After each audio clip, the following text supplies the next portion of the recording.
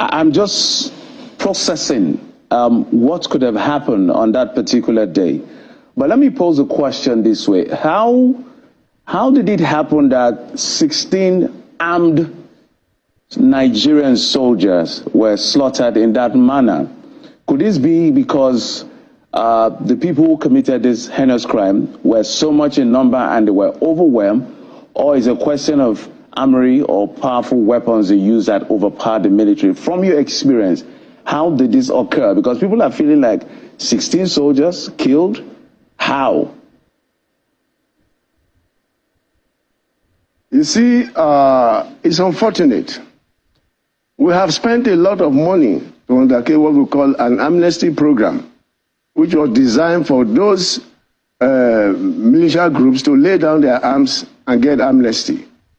If after the amnesty and the purported surrendering of weapons, we still have local communities that have sophisticated weapons like this, it calls for, re-examination of the entire process. Now, don't forget, you call it a peace mission. The mindset of these officers and men were to go and find out what the problems are and to find out why their men were kept behind. So their mind was not to go and fight. That's what you must understand. You call it a peaceful mission. They went for a peaceful mission to find out what was happening there and why the soldiers they sent here earlier, were held hostage. So they were not going with the mentality of going for an attack.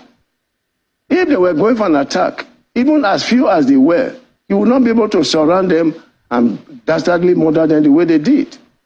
So, what played out here was that they led an ambush because they knew that that officer and those 3 men that were kept there, or they would have killed, had, been deliberately kept there. And their own was to go and find out what happened and why they were kept and how, to get them back to their units.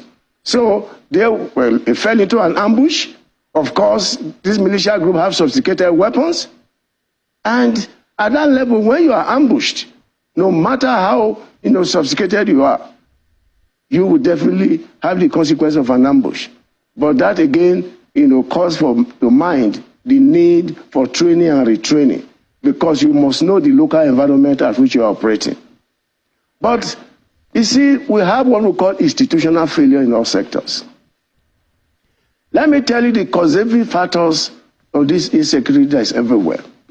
One is the proliferation of small arms and light weapons all over the place. 2, the menace of drug abuse. 3, the lack of governance in these states.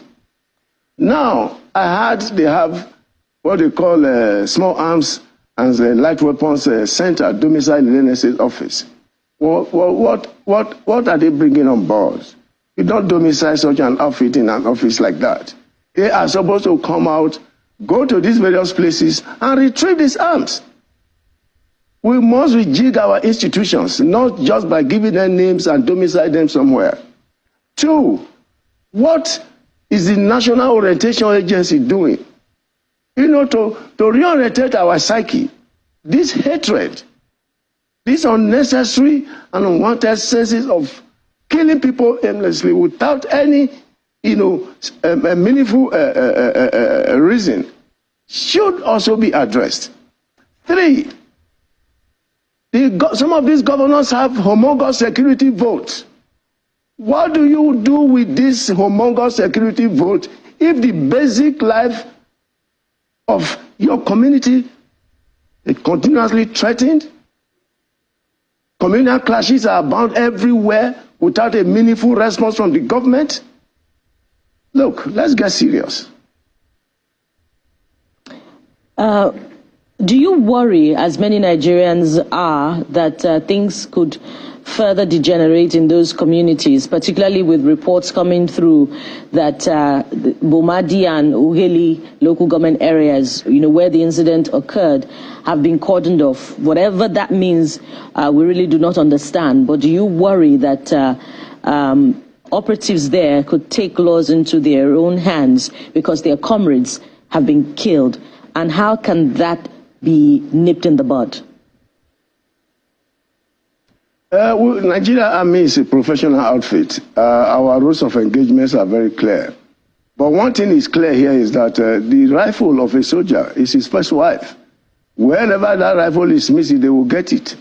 So the cordon as such is aimed at getting those weapons that they seized after murdering those officers and men. So we have to get those weapons back. The weapon, those rifles and other weapons of the soldiers are their first wives. So nobody finds his wife missing and just allow it to be laid to rest. So the mission here is to retrieve those weapons, and they will retrieve those weapons. Please, we should be careful the way we address issues like this and pontificate. Because I read on social media, the Nigerian Army has gone to raise down that community. You are emphasizing raising down a community without understanding, the complex nature of what has happened and the attendant effect on the psyche of the military. They are there to cordon up and search that place for their weapons, and it must be understood at that. And anything could happen in that mix. Are there any guarantees that there won't be loss of lives while they try to retrieve those weapons? If there was an incident of a reprisal, a plan for reprisal, after how many days this happened, you know that it would have been a different thing altogether. They are there to cordon and search the environment, retrieve their weapons, and maybe, with pains, retrieve the remnants of those soldiers that were slaughtered like chicken and their stomach ripped off and all that. This is a professional outfit, and the rules of engagements are clear. And the authorities of the military had given a very clear orders. Go and retrieve those weapons and make sure that you retrieve those slaughtered gallant men and women. I do not see any reprisal coming in at this stage, and I don't think the Nigerian Army is primed for that kind of reprisal. All right, General, before we expand the conversation further, who do you think is responsible for that inferno, that raising of that community? Because the people are suspecting is maybe soldiers are not happy about the incident that came through. In your suspicion or in your assessment, who could be responsible? That is why they have set up an investigation. They have set up an investigation, to unravel the circumstances that surrounded the whole incident and the attendant effect. I do not think the Nigerian Army will go into raising a community. What happens is that there's what they also call, scorched tactics of these non-state actors. When they feel that they are losing it and they do not want, the security agencies, to have a clear understanding of what is happening or to have a meaningful, intelligence as to finding out the weapons used, the type of caliber weapons used and all that, they may decide to even raise the place. It's called scorched tactics. You waste everything you have so that the soldiers coming will not have any valuable information to pick from there. So I'm not saying categorically that these are the people that did it, but thank God investigation has been ordered and all these things, will be found out and the issue of speculation will be over.